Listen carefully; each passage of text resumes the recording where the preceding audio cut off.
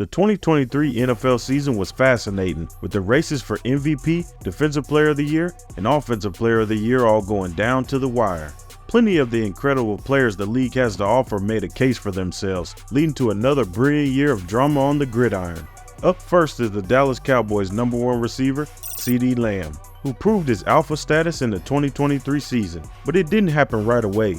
After averaging just 7 targets over the first 6 games, he played well but left a lot to be desired. And all that changed in Week 8 though, as the Cowboys used their bye week to get creative with his usage. Lamb suddenly became the focal point of the offense, with Dallas opting to move him around the line of scrimmage and get him going in pre-snap motions. He thrived in his new role, converting 14 targets into 158 yards and 2 scores in Week 8. 16 targets then followed in Week 9, yielding 191 yards and a close loss to Philadelphia. Dallas completely changed their offense in the bye week, giving CeeDee Lamb the attention he truly deserved. Before the bye, he averaged just 7 targets per game, and after the bye, he was averaging over 11, and it resulted in a final stat line of 1,749 receiving yards and 12 touchdowns. Alpha status confirmed. Next up is another Cowboy, but on the other side of the ball, DaRon Bland. This season's interception leader, in just his sophomore season, DaRon Bland did something that no other player has ever achieved in NFL history. He took 5 interceptions to the house and did it all in just 11 games. He consistently proved himself to be a playmaker this year, and the Cowboys have to be pretty happy with the return that they received on a 5th-round selection in 2022.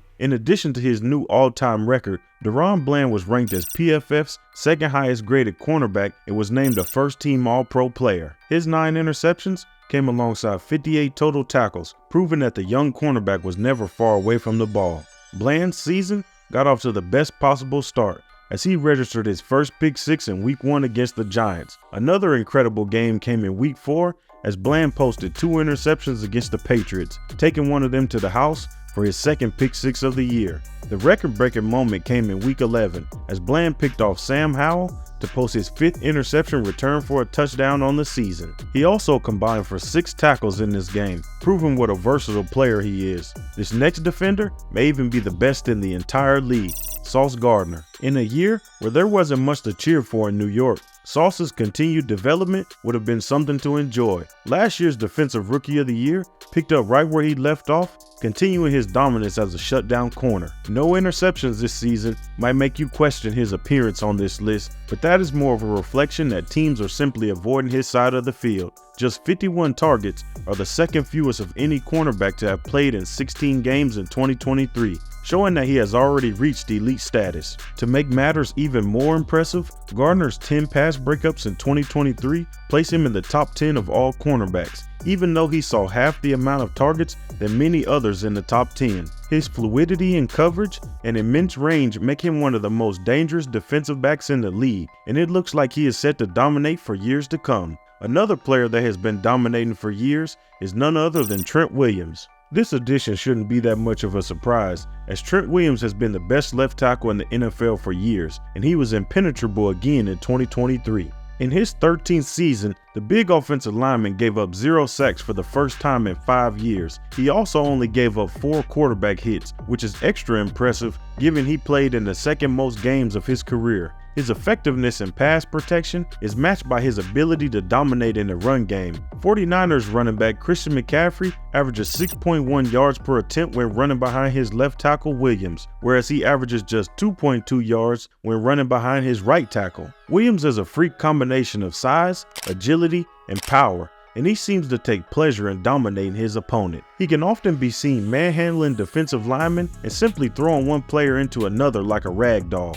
It's not a technique that will be taught in high school, but it works for the best left tackle in the NFL.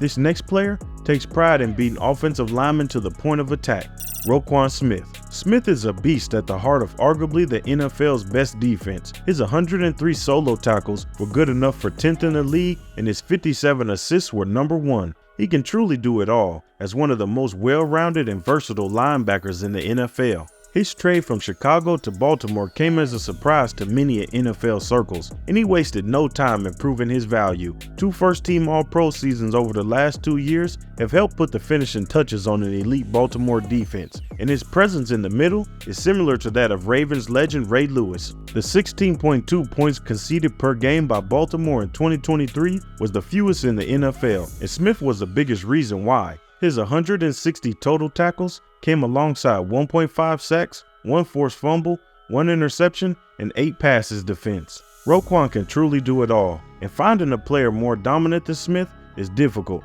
but TJ Watt is just that. The race for Defensive Player of the Year was close this year, with plenty of players making a strong case for themselves. One of those studs was TJ Watt. The younger brother of JJ Watt has proven to be just as dominant, if not even more, as he led the league in sacks this year with 20. It marks the second time in TJ Watt's career that he has hit the 20-sack mark, leading to his 4th first-team All-Pro selection in 5 seasons. TJ is a game changer who has a tendency to come up big in crucial moments. The Steelers enjoyed a lot of success within their division this year, and TJ Watt was a big reason why. He had 2 sacks and a forced fumble in each of the Steelers' narrow wins over the Baltimore Ravens and Cincinnati Bengals. His 4 forced fumbles on the year are tied for 3rd in the NFL, and there was only 4 games across the whole season where he didn't manage to post a sack.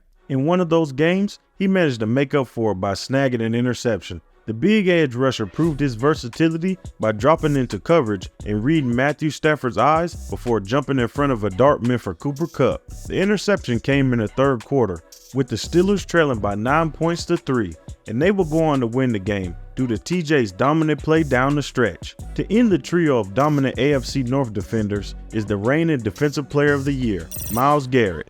Garrett is a behemoth, and he makes sure everyone knows about it. Across 17 games, Garrett knocked 14 sacks, 30 quarterback hits, 60 hurries, 3 batted balls, and 4 forced fumbles. He is PFF's highest graded defensive player for the 2023 season, earning himself his 3rd first-team All-Pro selection in the Defensive Player of the Year award. He was a dominant force on the Browns' defensive line, leading a defense that gave up the fewest yards over the season. Cleveland's 274.9 yards conceded per game were 17.4 yards better than the number 2 spot in the New York Jets. His best game of the season came against Tennessee in Week 3. Garrett completely took over the game with 3.5 sacks and 1 forced fumble, giving the Titans absolutely no opportunity to manufacture a comeback. Another 2 forced fumbles proved to be the difference in a nail-biting victory over the Indianapolis Colts. When the Browns needed a play, Myles Garrett was there to deliver. To end the run on defensive players, next up is the Cheetah, Tyreek Hill.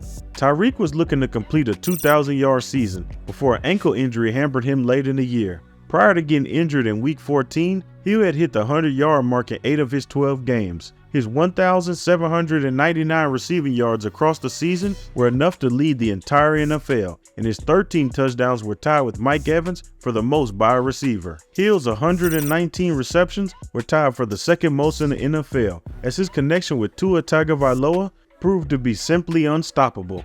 Everyone knew where the ball was going each play, but nobody was able to keep a lid on the speedy wideout. Tyreek Hill is the perfect companion for Tua and is the perfect weapon for Mike McDaniel's creative system. McDaniel has a need for speed and can scheme his receivers open better than anyone in the NFL. His use of pre-snap motions ended up being copied all across the NFL, but no one can quite do it like Hill. His ability to create separation and find the open spaces in the defense are second to none, and no one can catch him when the ball is in his hands. This season, he set the tone early, converting 15 targets into 11 catches for 215 yards and 2 touchdowns in Week 1.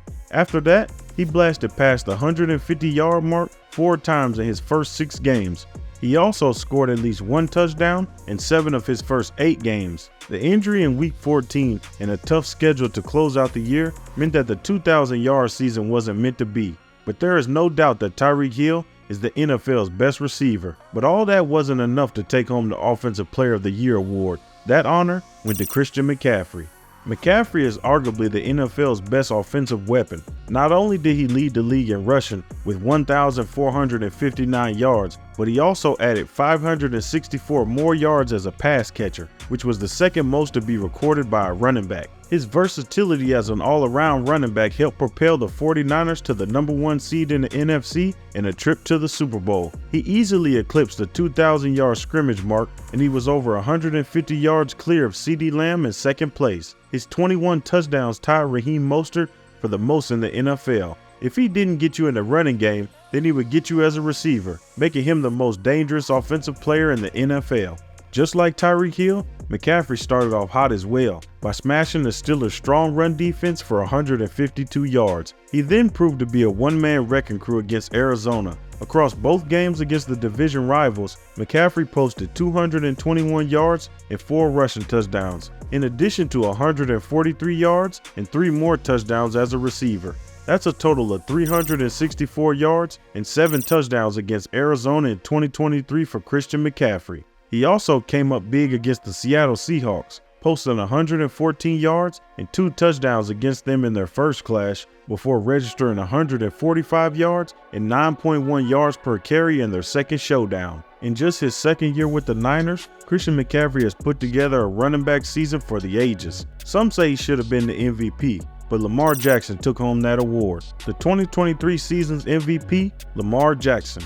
Whilst Jackson's numbers as a passer don't jump off the screen as particularly eye-catching, his efficiency as a passer and dual threat ability made him the most dangerous quarterback in the NFL in 2023. His 3,678 passing yards and 24 touchdowns weren't good enough to crack the top 10 in either category, but his 821 rushing yards are well clear of any other quarterback. Jackson's 5.5 yards per carry are behind only Devon Achane, who averaged an outrageous 7.9 yards per carry as a rookie. Baltimore averaged 27.7 points per game in 2023, which was the 4th best in the NFL. No team ran the ball more than them, but that doesn't mean that Lamar Jackson couldn't take over a game with his arm if he needed to. In his last game of the regular season, Jackson diced up a talented Miami secondary to the tune of 321 yards and 5 touchdowns. He also threw 3 touchdowns against Detroit in Week 7, completing 77.8% of his passes on his way to 357 yards,